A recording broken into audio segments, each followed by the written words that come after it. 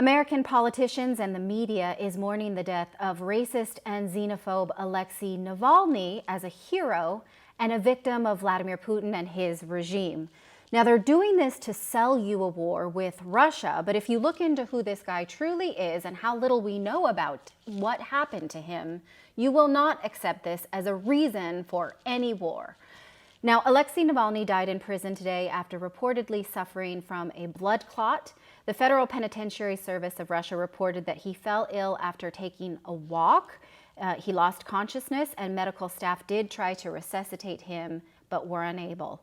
President Biden used the occasion for a live press conference in rare form. Every politician is ringing in with outrage, saying this shows that Putin is a madman, Russia is evil. Oh, but he was a political prisoner, the West says. He was poisoned by the Russians. He was Putin's biggest threat. None of this is true. I'm going to tell you what we do know about Alexei Navalny before he became this media darling, because it was easy to use it as a hit to Russia and Putin. Let's tackle just these 4 questions. Number 1, was he really a hero worth championing? Number 2, was he poisoned specifically by the Russian government? Number 3, was he wrongfully imprisoned? And number 4, was he actually Putin's main opponent? A lot of this comes from Jacques Baude's great book, The Navalny Case, Conspiracy to Serve Foreign Policy. So it's a great book. I'm going to recommend that you read it for yourself. But let's start with the first question, was he a hero? Even the West knows that he wasn't. Here's a Salon.com article from as far back as 2017 calling him no progressive hero. He was basically, they said, the Russian equivalent of a white nationalist. He hated immigrants. They called him the Russian Trump. They said that liberals, well, if they studied, which they don't, would hate him even more than Steve Bannon. Here are a couple things. They say he's anti-immigrant, especially when it comes from newcomers from Central Asia.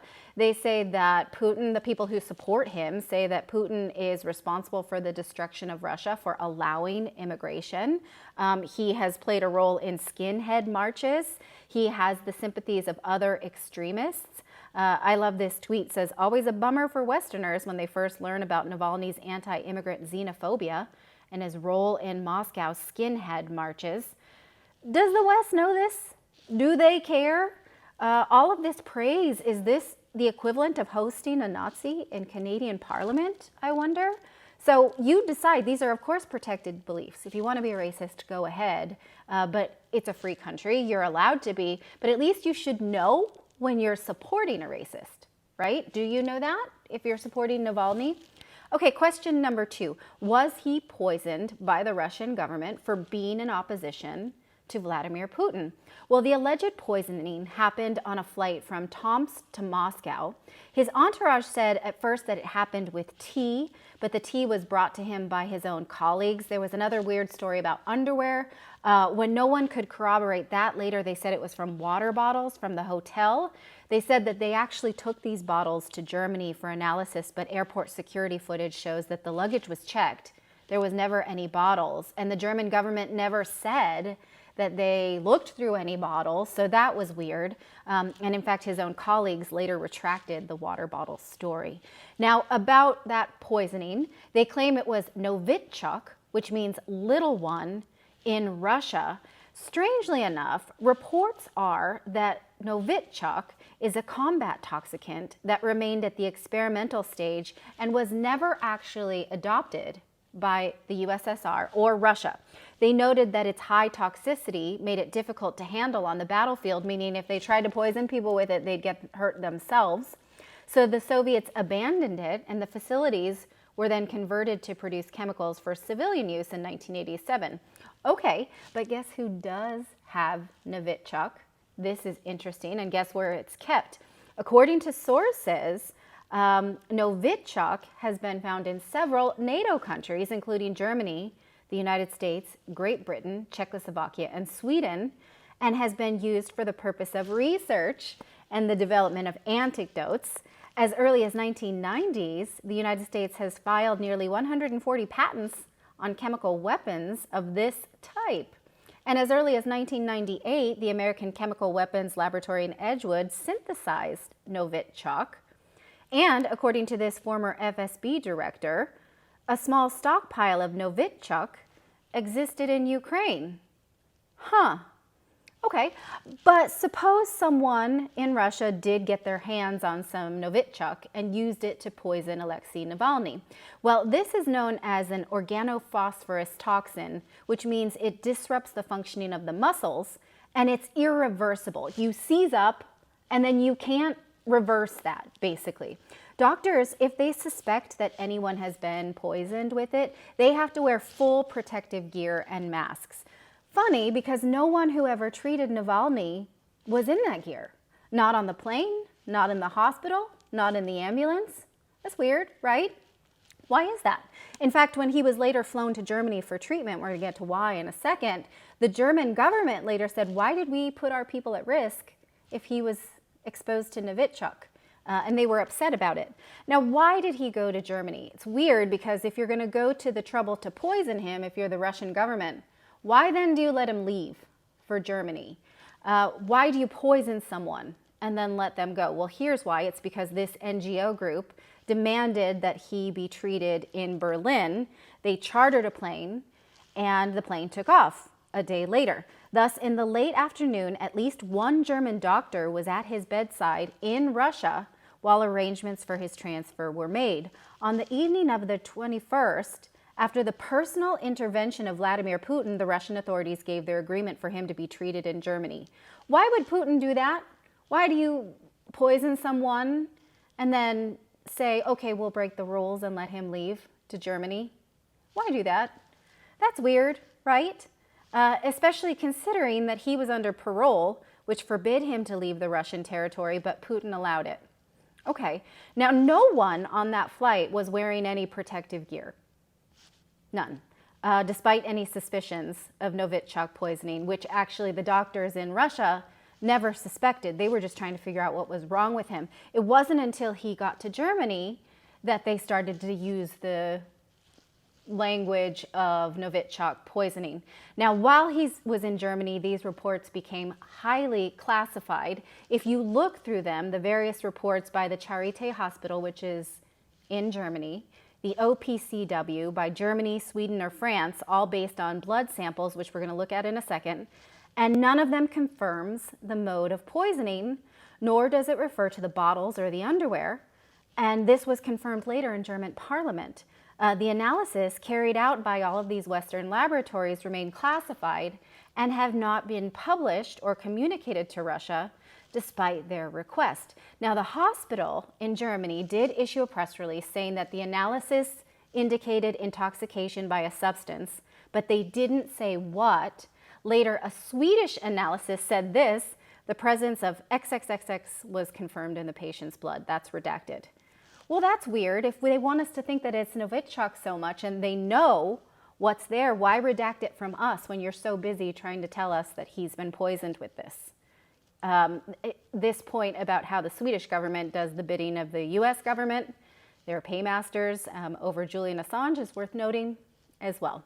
Now, later, the medical journal, The Lancet, published this article that did have Navalny's blood work. They concluded as well that it was Novichok, but they also published his blood work, and it showed the following. If you read this over, you can tell that Navalny's blood work had the following: albumin, which suggests a liver problem, high values of this LDH, suggesting metabolic disorder, often observed with cancerous tumors. Values of amylase and lipase suggest pancreatitis, which had been mentioned about him in the past. These other values suggesting a bacterial infection. Another drug often used to treat Parkinson's disease. Did he have Parkinson's disease? Lithium, used to treat bipolar disorder and depression. And these other things were present, which shows us that the man who died this week in a Russian prison was not otherwise a healthy man, even before this alleged poisoning. So will we ever know if he was actually poisoned?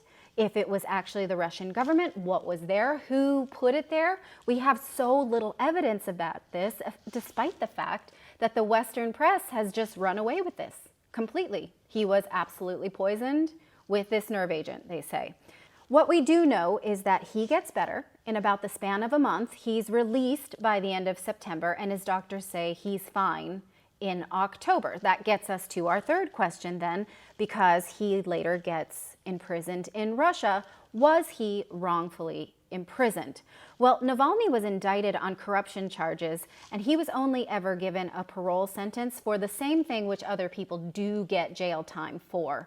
The fact that he was given a lenient sentence for that corruption charge and then violated his bail was never reported in the Western press, despite the fact here it says that he had already violated this rule 6 times in 2020 before this alleged poisoning, twice in January, once in February, March, July, and August, but the Russian authorities were lenient with him. So not only had he had a lenient sentence for this indictment, he had been allowed to continue to just fly in the face of that parole conditions and not uphold it.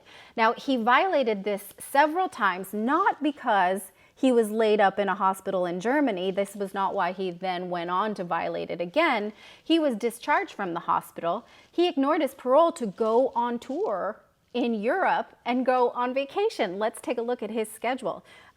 First, I want to point out, because this book is translated from French, sometimes it says her when we mean him for Navalny. The obligation to report was suspended by Russian authorities while he was in the hospital. On the other hand, the report of the doctors in the hospital say that he was basically done with his symptoms in October. After leaving the hospital, again, he had special permission to leave, and then he was supposed to go back because he was on parole. He did not. He went to Basel. He gave an interview with the German media. Then he went on to southern Germany and spent a few days getting back into shape. Then in November, he went on a teleconference to Europe parliamentarians to demand sanctions against Russia. Then later he flew to the Canary Islands for a seaside holiday, which he decided to take unexpectedly against the advice of his bodyguards. Then he took part in his film until January before leaving for Russia on January 17th. Everything seems to show that Navalny would have been able to return to Russia to fulfill his obligations, and that our media have played with the facts. On December 28th, in fact, the prison authorities sent him and his lawyers and his press secretary a warning, but he ignored it. Therefore, Russian prison authorities could hardly ignore this new highly publicized offense. So he's continuously violating his bail, and he's doing a media tour and taking fancy vacations and basically showing off about it. So it says here that they just, at this point, they just couldn't ignore this anymore, and they revoked his suspended sentence. He probably, it says, was hoping to benefit once again from the clemency of the authorities, but with broadcasting his film and calls for sanctions against Russia, that was probably naive on his part. He had just pushed it too far. Now, this is when the West jumps in and says Putin is persecuting his enemies, Russia is persecuting opposition politicians, you know the rest. But okay, to the last question. Is he actually Putin's main opponent? He is not. Putin's main opponent is the Communist Party, not the extremists who follow Navalny. In fact, Alexei Navalny was hardly popular in Russia. He had about 3% political support. Most people only know him because he was good on Instagram, but people outside of urban centers didn't much know him. In fact, if you look at this poll, it shows his approval ratings of his activities go down after this alleged poisoning. Now, these are not people who would vote for him. This is just people's impression of him, because again, his actual political support has been estimated at about 2 to 4%. But he loses a percentage after he claims to have been poisoned. And in fact, many report that when Russians see the Western press champion someone, they get suspicious that that person is a Western puppet. And there is a lot of evidence that Alexei Navalny was indeed a Western puppet and supported by American government NGOs and the CIA. That There's a lot of proof there. We'll save that for another video. Putin, again, his main opponent is the Communist Party, certainly not the extremists who followed Alexei Navalny. And Putin has said himself that if he wanted to poison Alexei Navalny, he would not have failed. He said this in December of 2020. He said, why would we even bother with that? And if I wanted him poisoned, he would be dead. Now, does that mean then that Vladimir Putin is good to his enemies? Does that mean Alexei Navalny had it easy in prison? Does that mean he was well treated? We don't know. We absolutely should want answers to those questions. I'll tell you what, though, I do not want answers to those questions from any NATO source or any NATO ally, not after the reports I've showed you about his alleged poisoning and how they played politics with those medical reports. So we should want an answer, but who do we trust for that answer? I don't know. Let me know what you think. So what is the takeaway from this death? Obviously, any death is tragic. People who loved Alexei Navalny did not get to say goodbye while he was in prison. My point here is not that this is a good thing. Clearly, it's not. My point here is that the West has used this story and manipulated you into thinking this person is a hero in order to sell you a lie and a war with Russia. My view on it is absolutely there should not be a war with Russia over this person and this story, and you should reject these media narratives. Let me know what you think. Thank you so much for watching this Redacted special report. And if you have any comments, I would love to hear them, and like and share this video. I really hope you enjoyed watching this video. You know, YouTube thinks that you'll actually like this next video right here. It's personalized based on your own viewing habits. So if you watch the video, please leave a comment. Let us know what you think about it, and we will see you next time, everyone.